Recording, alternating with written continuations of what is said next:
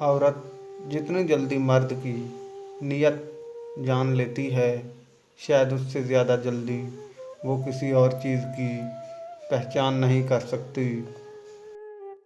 मर्द के दिल में दूसरी औरत की और औरत की अलमारी में नए सूट की गुंजाइश हमेशा रहती है। मर्द औरत से हर दफ़ा एक नई अदा मांगता है और अपने लिए सिर्फ एक ही अंदाज़ हैवानियत काफ़ी समझता है, यहाँ तक कि वो औरत के हमेशा हंसने से भी थक जाता है।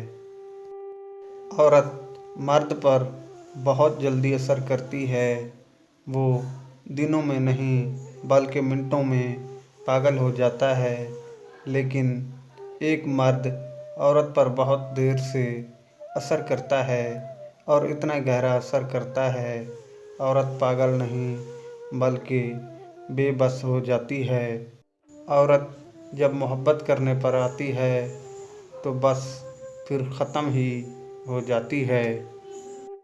जब कोई औरत कहे कि इस दुनिया के सभी मर्द बुरे और बेवफा होते हैं, तो उसका मतलब ये नहीं कि उसने सारे मर्दों को आज़मा लिया, बल्कि मतलब ये होता है कि जिस मर्द को उस औरत ने आज़माया था, वो ही उसकी सारी दुनिया था।